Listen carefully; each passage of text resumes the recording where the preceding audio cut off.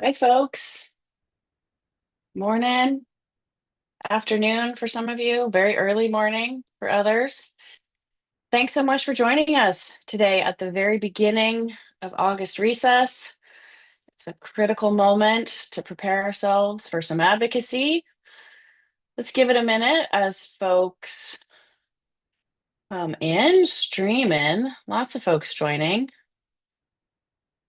So appreciate people making time on a Friday in the middle of the day to hear about how you can engage in critically important advocacy with your members of Congress.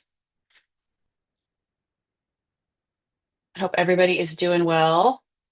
We'll get started with introductions in just a minute, but I'm Lena. I'm Evergreen Action and Evergreen Collaborative, our C3 executive director, and I'm in DC where it's notably less climate induced hot today. It's a lot cooler. And yet, we all still know climate change is real, despite the balmy weather here. All right, well, let's go ahead and get started again with some introductions. For those of you who just joined, more and more folks pouring in. I am Lena Moffat, Executive Director of Evergreen Collaborative. I use she, her pronouns. I'm based in Washington, D.C. Thanks to everybody who is already going ahead and introducing yourselves in the chat. We have a whole bunch of interested advocates from across the country and a phenomenal panel here to talk to you today about the critically important moment that we find ourselves in. I know it's a really hard time to be a climate activist, speaking personally, and what I would imagine all of you are feeling as well. But we know that the best antidote to despair is action. So we're going to talk today about how important it is that you engage with your members of Congress, particularly in this upcoming August recess where they are back in their districts, and talk to them about the horrible bill that just passed. So, the reason we're getting here together today is because we want to talk about that disastrous budget bill that just passed, that we know is not only going to take a big blow at climate and clean energy and the incentives that we all worked so hard to secure.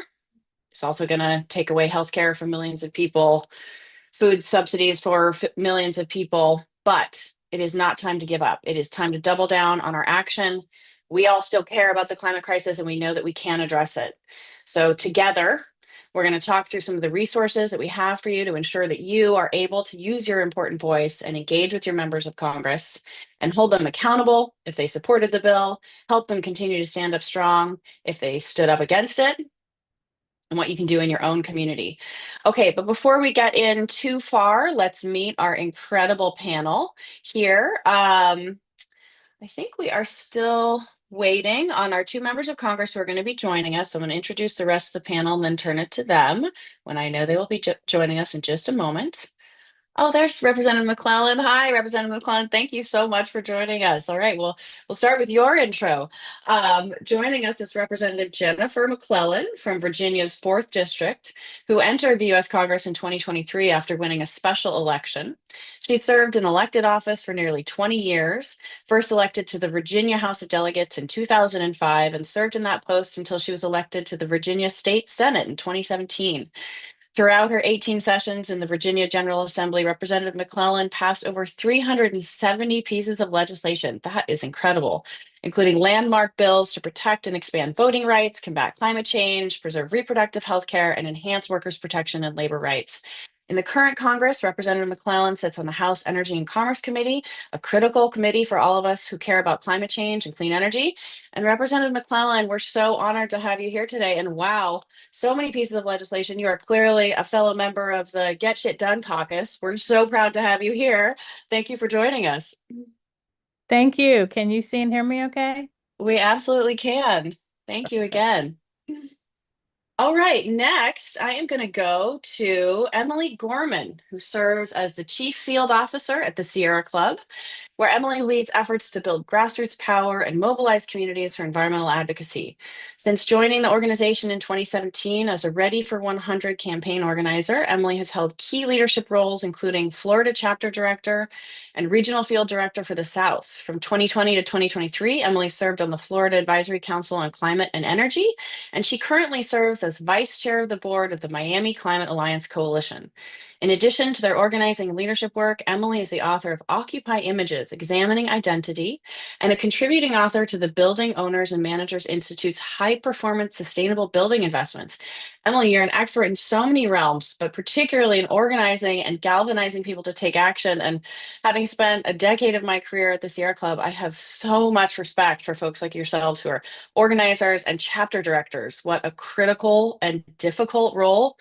Such a true believer and dedicated public servant. Thank you for doing what you do for our planet and climate. Nice to have you joining us, Emily. Thank you so much, Lena. I really appreciate that welcoming introduction. Good morning, all. Deep gratitude to our speakers and the folks on the call. I'm excited to dig in today. Thanks, Emily. All right, next we have Leah Donahue, a longtime friend in the trenches in federal climate advocacy. Leah is Senior Federal Advocacy Campaign Director at LCV, the League of Conservation Voters. Leah has worked at LCV for nearly 4 years, building cohesive federal advocacy efforts across the organization for priority campaign areas, including climate. She also leads LCV's work holding the oil and gas industry accountable. And prior to working at LCV, Leah worked at Alaska Wilderness League, leading legislative campaigns, and she has decades of experience working on political and issue-based campaigns and lobbying on Capitol Hill. Leah is an old friend of mine. We've worked together on some of my favorite campaigns, including protecting the Arctic and fighting offshore drilling. And it is so fun to be joining with you today, Leah, on this important endeavor. So nice to see you. It's so great to be here. I'm so lucky to always partner with Evergreen, you, of course, Lena, and Sierra Club. And Representative McClellan's one of our biggest champions in Congress. So lucky she's in Congress and fighting every day. So happy to be here. Thanks for joining us, Leah. And last but certainly not least, we have our very own Maisie Deans, who is Evergreen's Senior Government Affairs Advocate and handles our outreach to offices on the Hill. Prior to joining our team, Maisie worked on the Hill for almost 5 years, which is how she's so good at this job, for members on the House Energy and Commerce Committee and House Natural Resources Committees. She's also worked on Democratic congressional and presidential campaigns. Originally from the DMV area, she graduated from the College of Charleston in South Carolina, where she studied psychology and political science. Maisie, you are so phenomenally good at building effective relationships with members of Congress and moving them to action. I'm so excited for folks to learn from you and your consummate skills today. Thanks for joining us. Thank you, Lena. I'm so excited to be here, and thanks to all of you for joining. And thank you, Representative McClellan, especially. And yeah, really, really pumped to have this conversation with all of you.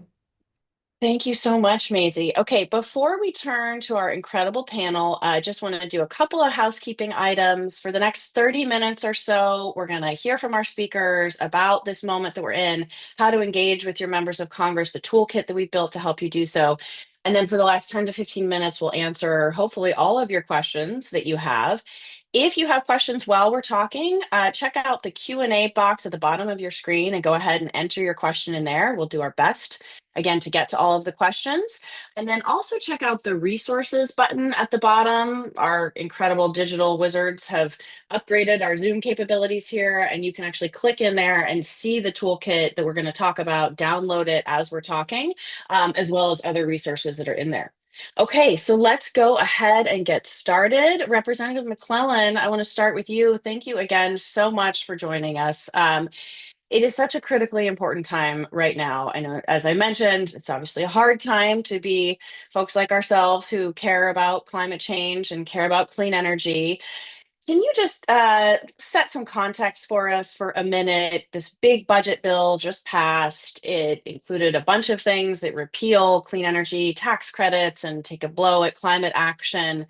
But it's also an important moment to keep up the advocacy and for folks to engage with their members of Congress, as well as to engage at the state level. I would love to sort of pick your brain a little bit as the expert that you are on state opportunities, given that you spent so much time in the Virginia State House. Maybe you could talk a little bit about both, sort of why it's important for folks to engage with their members of Congress right now, and maybe even what folks can ask their members of Congress to do in terms of supporting state leadership right now in this important moment. Well, thank you for that question. We are coming up this January will mark the 20th anniversary of my time as a public servant, and I started in the Virginia General Assembly, where I served in the House and then the Senate, and did, I think, as you mentioned, carry the Virginia Clean Economy Act, which made Virginia the first Southern state to adopt 100% clean and renewable energy standard. And what I have learned I learned very quickly in that first year is that everyone's political views and their policy views are shaped by their life experiences and what they know. And that's why it is critically important, whether it's on clean energy or climate change, the environment, healthcare, whatever the issue, if you care about it, you need to make your perspective known because more often than not, there are not people in the halls of our state governments or the federal government who share your unique perspective and who understand how the policies that they adopt impact your day-to-day life or impact projects or things that are happening in your community.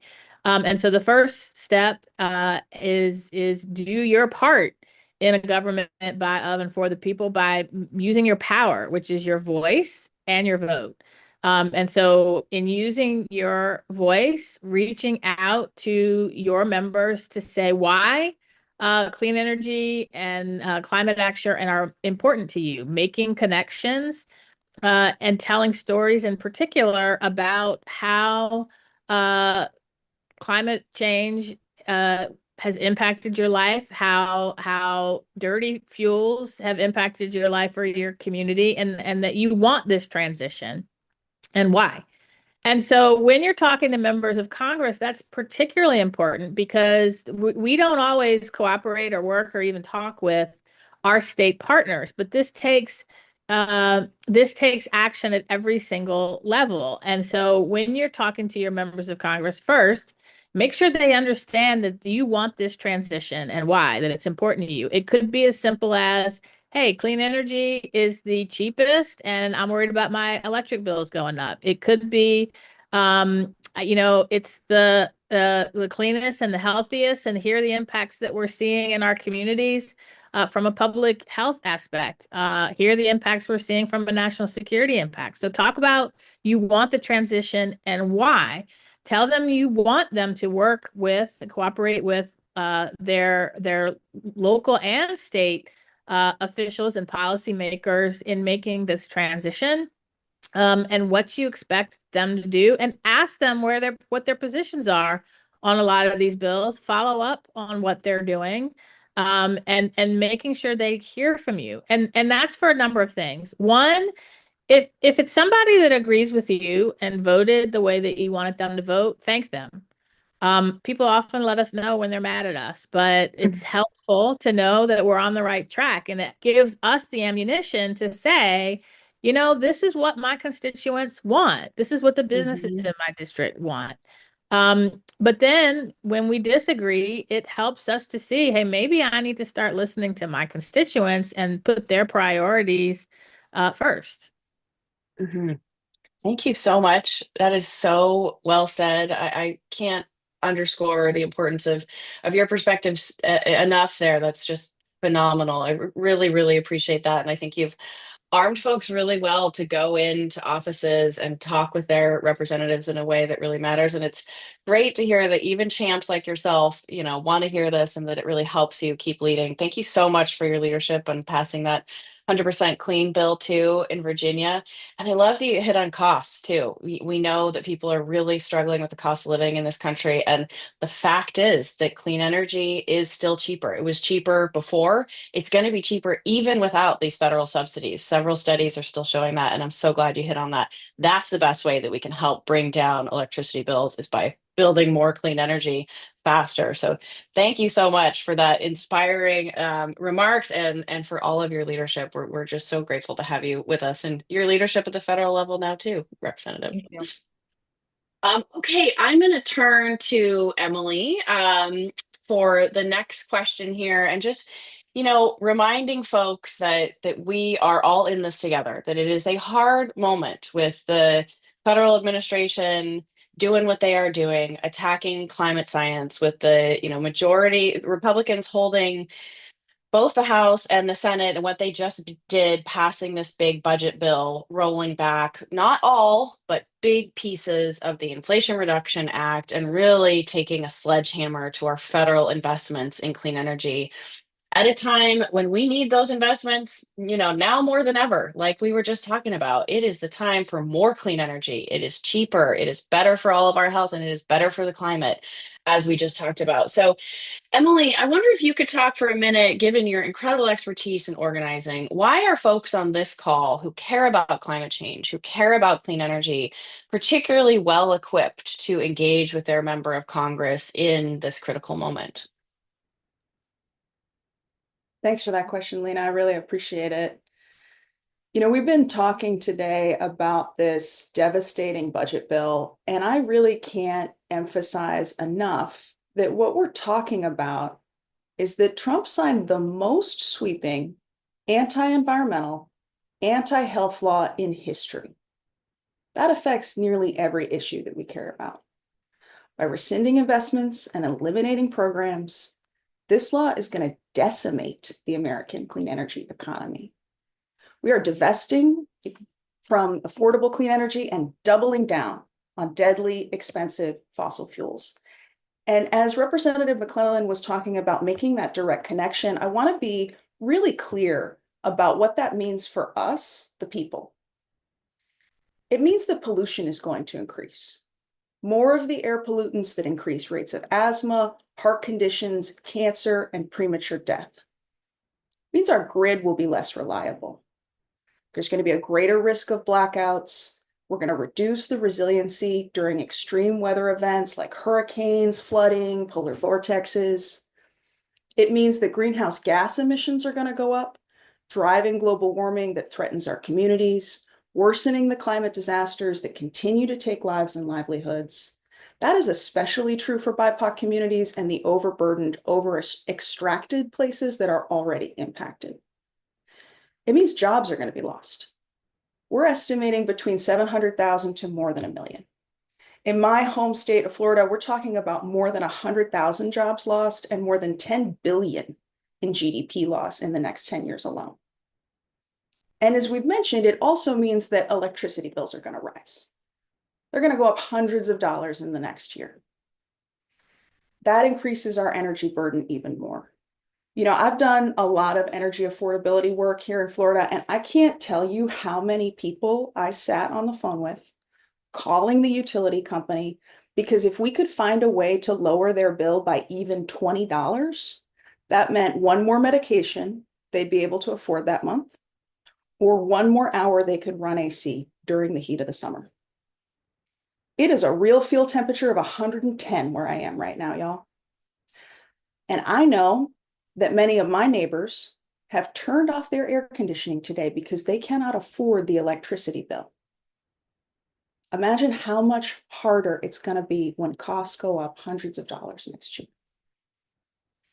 And so we find ourselves at an unacceptable moment in time.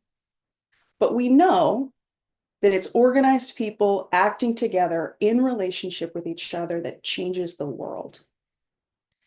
And one of the best ways that we do that is by holding our own elected officials accountable, making sure that they know how their votes and actions in Congress will impact real people, their constituents.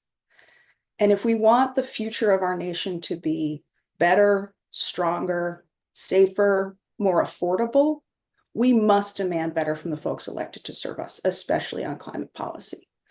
So while this passage is devastating, it also presents a galvanizing moment for our movement. And I will say that the impact to our people and our planet is so blatantly outrageous that I have seen folks coming from all over, from all backgrounds and interests, getting engaged, coming in fired up, ready to make change. And this August recess is a huge opportunity. Because this month, representatives are at home. While the law and its impacts are still in the headlines, in this immediate wake of the vote, they are back in their districts. They are out of DC, and they are with all of us who are going to feel the devastating effects of this new law very quickly. And so for me as an organizer, that's really exciting, because it means that now is the moment. By sounding the alarm on real world consequences, by calling out those responsible, and making that direct connection for our representatives that we've been talking about today, we turn outrage into power. And that means that we can make anti-environment, anti-health votes politically toxic going forward. And that's the kind of advocacy that's going to make a really big difference in the long run. So I'm super excited for this month. Thanks, Lena. All right. Woo, Emily, thank you so much. Wow, I can see why you're the new field director at Sierra Club. I am so inspired. I want to get out there and call my representative. I live in DC, but I'm still gonna call her. Eleanor Holmestarton needs to hear from us on climate change. Um, She's a great champion. So speaking of which, Leah, I know Representative McClellan already touched on this and Emily touched on it too, but let's talk about champions. Let's talk about folks who already stood up and voted against this terrible bill and have underscored the importance of clean energy and climate change. So many of our folks, our membership, were from districts that are pretty pro-climate already. Can you tell us why it is still really important for folks in those pro-climate districts to engage their members of Congress and talk to them about what this means to them? Yeah, and we're so lucky to be joined by one of our big champions at LCV, Representative McClellan, here today. But it is so important we support our champions and make sure the public knows everything they are doing to fight back. Because being in DC, Lena, you know this, we hear from, we know a lot of times what's going on, but oftentimes people back in their districts aren't aware of all the great things that they are doing in DC, and especially everything they're doing to fight back against the bill and the implications of it. And you talked about this earlier, but in particular, talking about how much the passage of this bill is going to raise costs for everybody across the country. So, partnering with members of Congress and your local leaders are so incredibly important to defending climate action in the states. And we, of course, have done that, as I mentioned, with Representative McClellan. LCV really prioritizes these partnerships. We have a dedicated program tasked with supporting and uplifting congressional champions. We work with these champions to share their stories, elevate what they're saying in DC and their district, and hold members accountable that are trying to roll back progress. Talking to members of Congress directly, including joining town halls or events or meetings in person, are one of the most impactful ways to engage your member of Congress and find ways to partner and elevate. The one-on-one conversations I have with members of Congress at events is really impactful, and you can really start a conversation and figure out ways to partner from there. So that's why I think it is so important that we do those partnership and find ways to really raise up our champions. Thank you so much, Leah, and thanks to LCV and all of your affiliates across the country who are doing such phenomenal work. We're so excited to have partnered with you all in Sierra Club on this toolkit that is going to help people do exactly what we have been talking about here, and been welcomed by Representative McClellan to send folks into offices, even as champ like as hers, to really talk to them about climate and why this is still so important. And I'm so sorry we don't have Representative Khanna on yet. I know he's been, I'm sure he's doing something else incredibly important and will pop on any moment. And when he does, we'll let him say a few words. But for now, I want to hand it to my colleague Maisie to talk us through this toolkit that we built. Again, remember, you can click on the resources button at the bottom of your screen and download that toolkit right now. It is designed specifically to help you take these actions, request a meeting, make the phone call, or even host an event like Leah was just talking about. An incredible way to help leaders in Congress showcase their leadership and for you to make those one-on-one connections. So Maisie, without further ado, can you talk us through the toolkit and what is in it to help people take action? Absolutely. Thank you, Lena. This toolkit has a ton of information in it, so you can pull out and use exactly what you need, whether you're collaborating with your local Sierra Club chapter or your LCV state affiliate, or another group, or you're a brave soul going at it alone. We have tried to give you all the tools that you might need to be effective in here. So I'm going to share it. Bear with me as I pull it up for y'all to see.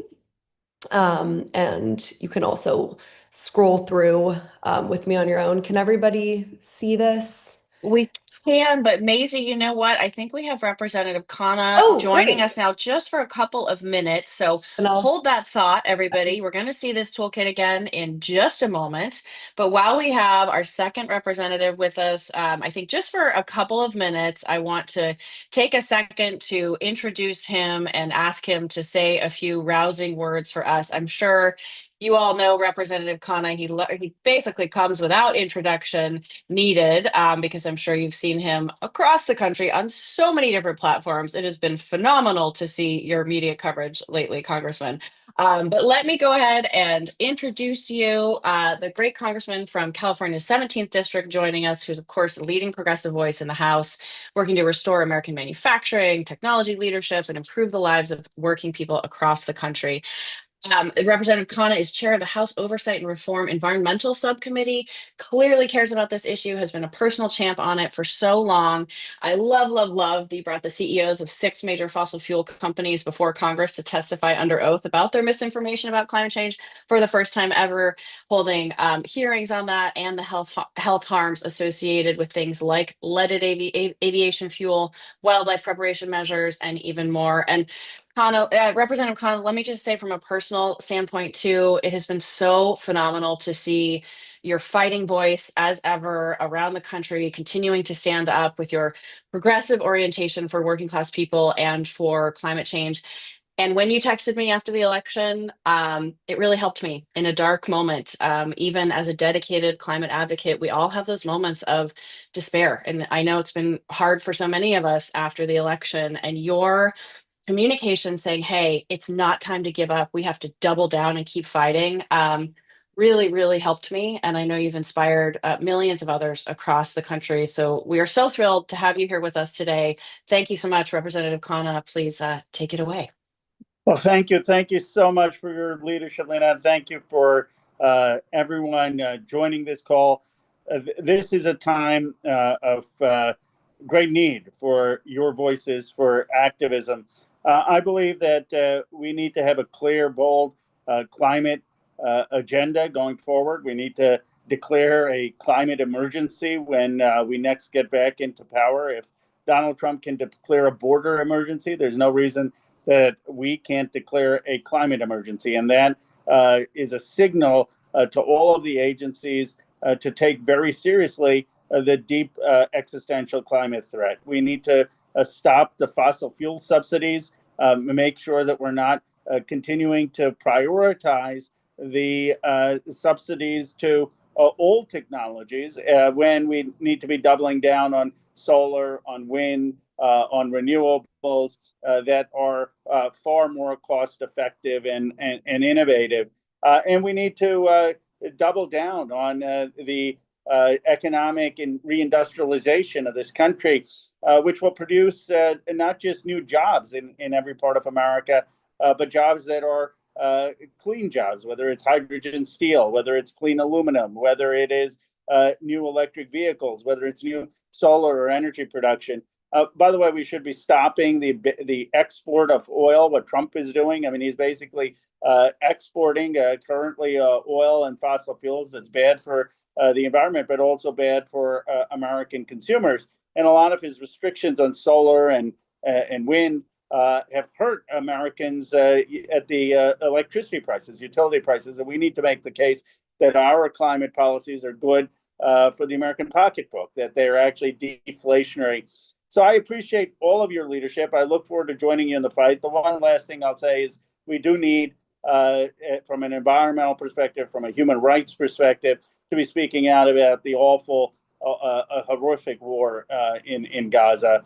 Yesterday, it leaked that I'm leading a letter with some of my colleagues to finally have the United States recognize a Palestinian state, non-Hamas Palestinian state. There are 147 countries that have already done that. Britain is joining, France is joining, Canada is joining, Australia is joining. We need to be on the moral side of this.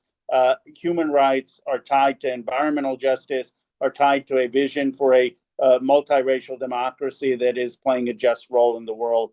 And all of these values are interlinked. And I just had to say that, even though I know people's primary passion on this call is climate, it has to, in my view, be coupled with a view of human rights and justice. Thank you so much, Representative, for those inspiring words and your incredibly brave leadership on all of these fronts. We are so, so glad to see it. And both to you and Representative McClellan, thank you so much for continuing the fight on these fronts. And even when we're in the minority, there's so, so much we can do, including inspiring people to take action like you both have. So thank you, and for making some time for us again in your both of your incredibly busy schedules. We really are grateful for your leadership. Thank you. Thank you. Thank you. Okay, so I think this is it's a really important moment to just take stock that while it can feel disheartening that that these bills have passed through the House and the Senate, we are in a moment where clean energy remains the cheapest, and the impacts of climate change are mounting and are increasingly undeniable, across the board. And polling is reflecting that Americans really support clean energy. They still want action on climate change. And I'm really excited to hear that reflected from both Representative Khanna and Representative McClellan, that clean energy is both cheap and can help everyday Americans with their utility bills and bring down costs, and can help with the climate crisis. And that Americans still very much care about both of those things. And that your representatives want to hear from you, whether they voted for the bill or against it. So Maisie, I'm going to hand it back to you to talk folks through this incredible resource that we were so proud to partner with Sierra Club and LCV on, to just hand folks exactly the tools they need to make these calls, request the meetings, and do so hopefully with the greatest of ease. Because like Emily said, it's incredibly important that we use our voices in this crucial moment. Maisie. Thank you, Lena. Okay, so I'm gonna share my screen again so that y'all can see the toolkit. And then again, you should be able to pull it up on your own. I believe it's in the resource bar. So yes, this toolkit walks you through the initial steps of identifying and researching your targets, and then helps you prep what you'll say to them. So as Lena just noted, whether your member of Congress voted for this bill or against it, it's very important that you're letting them know how you feel, and so that is where you come in. This toolkit, it starts with the figuring out who you need to contact. So this is all the details you need to identify who your member is. And then something that I really love is it actually then goes into a section to help you think through your own story and how you can make your engagement, authentic and personal. The best meetings I took on the Hill were meetings when people came in with personal connections to what we were discussing. So obviously it's still important to speak up even if you don't have a personal connection, because your voice and your opinion still matters. But hopefully this feature of the toolkit will help you kind of make it personal. And then it goes into a huge section on talking points, on energy costs, on economic impacts, health impacts, and more, so that you can pick what you think will resonate the most with your member within your district. And then it also has a set of core talking points to make sure that you're covering what's most critical right now. And then further down, it talks through, and this is kind of the bulk of the rest of the toolkit, is a detailed guide of all the tactics that you can use to engage directly with your member of Congress. So while they're back home in district. So it covers, one, how to request a meeting, which we believe is a really, really important tactic for engaging with those members who voted against the bill, like Leah was talking about earlier. This is really one of the best things a constituent can do, is get that face-to-face time with a member or staff. It then goes into how to write an op-ed or a letter to the editor, so your message gets seen not just by your members of Congress, but also by your local community, which is a great way to sort of make it more newsy. And then goes through how to call in, email, write a letter, which I know a lot of you probably have already been doing since January or earlier. But we do share some handy scripts on this specifically in here as well. It also talks about how you can post on social media, some effective ways to do that, and to tag your electeds to make sure they're seeing it, as well as some sample social media posts for both members who voted for and against the bill. And then this is the sort of big lift, but also big impact one here. We have a full walkthrough on how to host an event. And again, this is going to be a really important tactic in districts and states where your member of Congress voted for the bill. Hosting an event is a great way to draw attention to the damage their vote has done and will do, and to hold them accountable. So we lay all of that out in here. And I also strongly encourage anyone who is interested in doing this to reach out to your local climate group, whether that's LCV or Sierra Club or another one, because many of them are already starting to plan these events, and you might be able to help, or depending on the situation, they might be able to help support you. Because again, this is a heavy lift, one, but it's really important. So strongly encourage you to reach out. And then we've got some additional sample templates, checklists, all throughout this toolkit to make it extra easy for you to go through all the steps. And then finally, we have down below a deeper dive impact on the bill and the specific policy changes that are within the bill. And so that should provide you any additional information that you need on the legislation itself. But of course, if you have any questions about the bill or about this toolkit or ways to effectively engage after reading through the toolkit, please do not hesitate to reach out to us. We are here to help, and we'll drop that email address in the chat. And again, if you're not already connected with your local climate group, this is the perfect time to get involved, because they're already activated on this and need all the help they can get. So thank you. I think that's everything, but happy to take questions at the end. Fantastic. Thank you so much, Maisie. And hey, what a beautiful toolkit too. Shout out to Jessica and our digital team for making that look so nice too. Those digital wizards. I don't know how you do it, but we appreciate it. Thank you so much, Maisie. All right. Quickly to Emily and Leah before we get back to questions. And thank you, Congresswoman, for sticking with us for so long. I promise I'm going to send the first question to you in just a moment.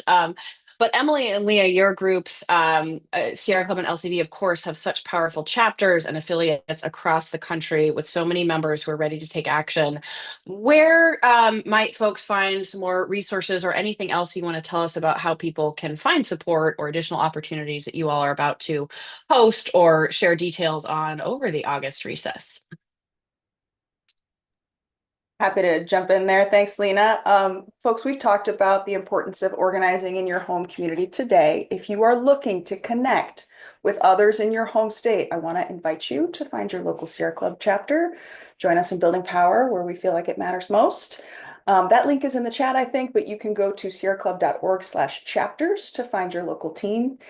And the organizer in me cannot resist lifting up one more opportunity to get engaged. Lena mentioned earlier, it's a really challenging time to be a climate activist, y'all. And just this week, Trump has attacked the core foundations of climate protections. We cannot let that happen. So I want to invite folks to take action. Please join us in urging the EPA to stand strong on climate change. You can go to act.sierraclub.org to find that, and we will drop the link in the chat also. Over to Leah. Thanks, Emily and Lena. Yeah, I can't say enough about how much our state affiliates are doing across the country at LCV. They are powerhouses. They are the heart of I think everything that is happening. And so I just wanted to give them a huge shout out. I know Virginia LCV is on here and is a co-sponsor of this event. They are doing just absolutely incredible work. We have close to 50 events we're going to be doing, our state affiliates are doing with members of Congress over this August recess. I'll put a link in the chat. You can find out more. But I just thought I'd give a quick example if I have a moment. Go for it. Virginia LCV has worked with Representative McClellan quite a bit to protect state level investments. And just in the last few months, I know they joined for a community resource fair in Chesterfield County and rallies to protect the Virginia Clean Economy Act, which I know Representative McClellan, you co-sponsored when you were in the state legislature. So I just thought like the variety of different types of events that happen with members of Congress to really elevate the work that our champions are doing is really phenomenal. Again, I'll put a link in the chat for how to find your LCV state affiliate. We've talked a lot about the impacts of rising costs on here. Congressional leaders are organizing a week of action, the week of August 18th, to talk about rising costs. And there's going to be lots of events happening across the country. LCV is definitely partnering with congressional leaders on this. So really encourage folks to take this toolkit, do the outreach, engage. It's going to be a really important week to take action. I think you're going to see a lot out of congressional leaders that week on the issue. And so thank you for the opportunity to share that and uplift all the important state work that's happening and will continue to happen so we can fight back against this bill. Thank you so much, Leah. And here to your state affiliates. We absolutely love working with your state affiliates in all of our priority states, and encourage everybody to join your local chapter or affiliate if you haven't already. There is joy in advocacy together, even in the hardest of times.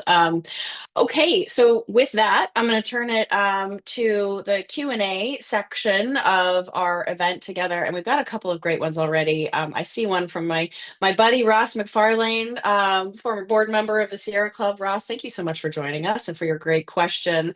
Representative McClellan, if you want to take this one, I'll give you first dibs on it, or anyone who wants to chime in.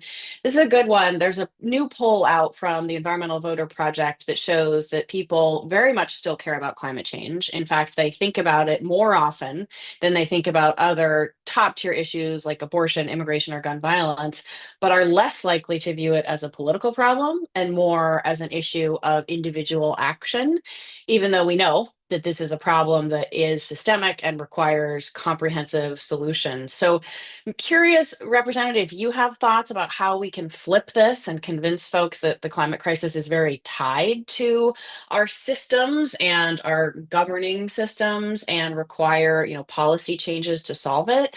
How do you think we could best do that?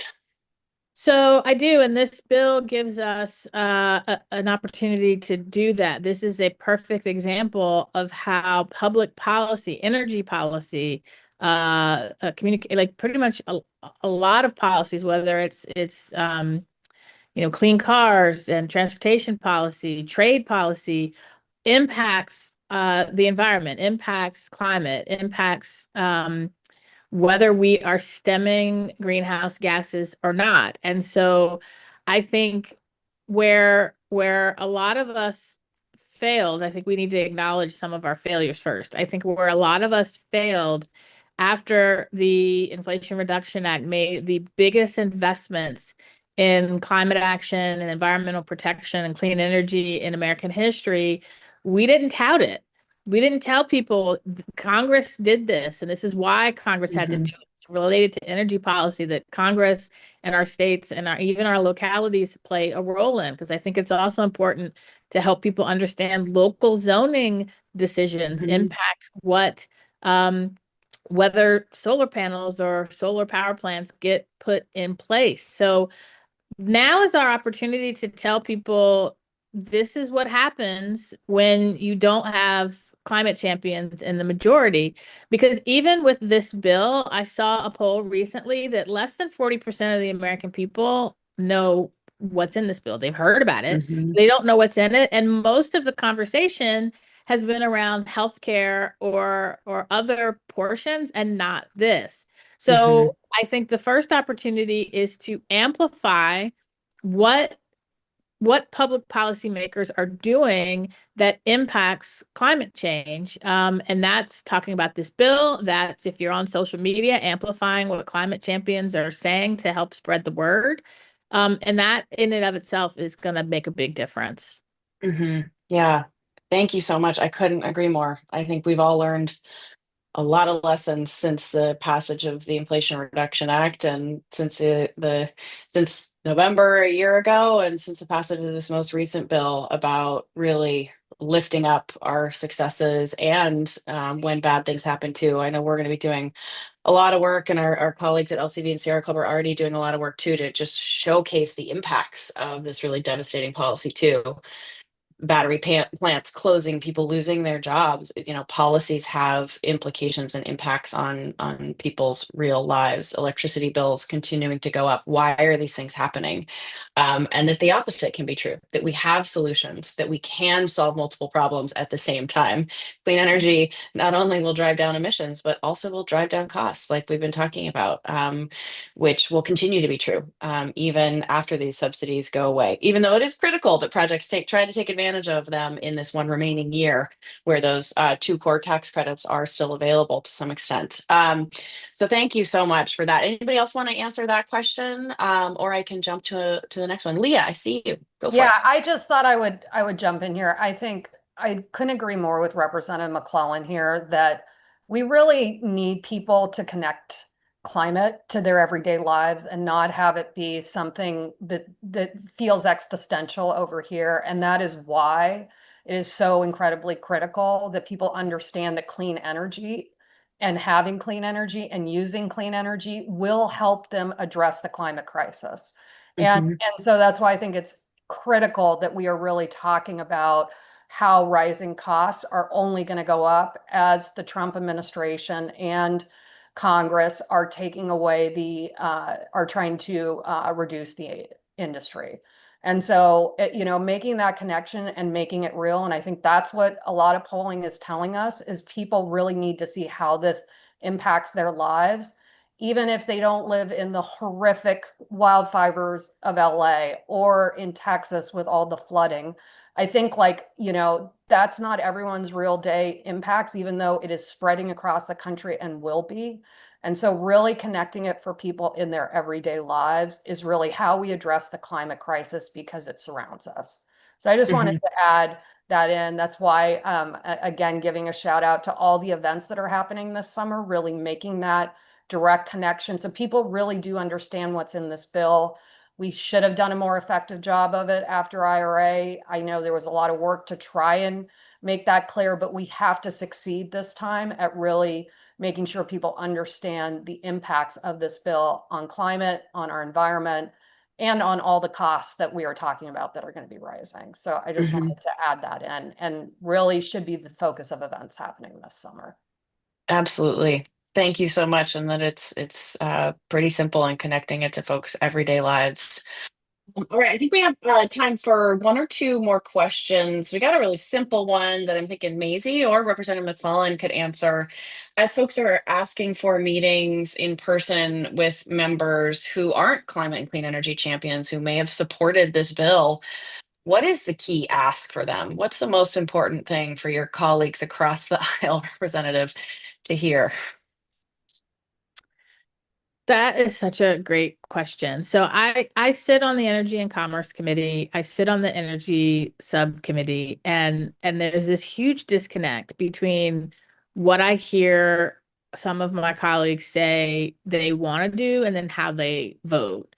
And I think making sure that you figure out sort of where on the spectrum your member falls. A lot of people are really concerned about, are we meeting our energy needs, and demand is exploding. And so if that's their concern, then you say, hey, well, but you voted to kneecap the fastest source of energy that was ready to go on the grid because of the IRA, and now there are delays. Or if they really care about national security, and then you can say, well, and they're worried about winning the AI race with China, then say, well, to do that, we need more energy, and you've kneecapped the ability to get more on the grid. And if, we're not addressing climate change, then you're going to have more wars break out over even less land to live on. So I think it's important to, and I do this all the time in the committee, I twist their words against them. And I don't mean that in a negative way so much, is to just say, I don't understand. You say you care about this costs of energy, and yet you vote to make that worse, eliminating energy efficiency programs. So I really think try, and it's hard, but try to meet them where they are to show that disconnect between what they say they want to do and how they voted. Such good advice and great messaging too. Here, here. Maisie, anything you want to add to that question? Yeah, I mean, Representative McClellan said everything so perfectly and better than I could have.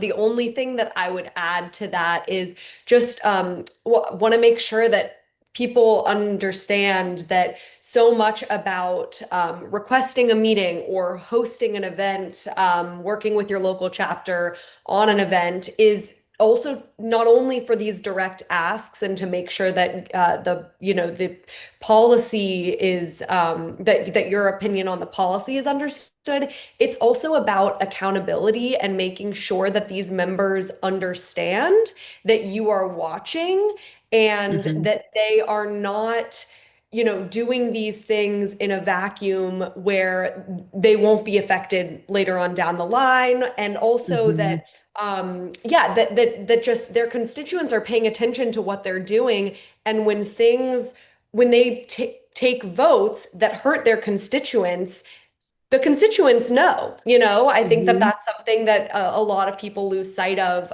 in Washington. And there are people with a lot more power who get in there and have a lot more resources to influence things. And so it's just really important that your voice is heard, so that they know that it's not just the big lobbyists that are paying attention. Absolutely. Really well said. Thank you so much, Maisie. Well, thank you everyone for sticking with us for so long. I so appreciate it. We have one final softball question. I see, hey, I volunteer with a couple of non-climate oriented groups. Can I share the toolkit with these groups? Absolutely. This is an easy one to answer. Yes, we've made this toolkit public for anyone who wants to stand up and use their voice and speak about the importance of clean energy and climate. Share it with the other groups you volunteer with. Good on you for doing so much volunteering. Share it with your neighbors, your friends, your mom. My mom is on. Hi, Mom. Nice to see you. Thank you so much for joining. Make your phone calls. I still have my 505 number and call Senator Heinrich and Lujan all the time. And so thank you so much, Mom, for doing the same. Share that toolkit far and wide, even if it just makes you feel more comfortable to pick up that phone. You have the talking points there. Make the ask, make your voice known, because like our panelists have said, when we stand together and we use our voices, we can change the world, hold these folks accountable, and bolster our champions like Representative McClellan to get climate back on the agenda and continue making progress. Thank you all so much. Thank you, Representative, for sticking with us for so long and for all of your leadership. Thank you, Emily, Leah, Maisie, and all of our participants. Thanks to Sierra Club and LCV. Have a great August.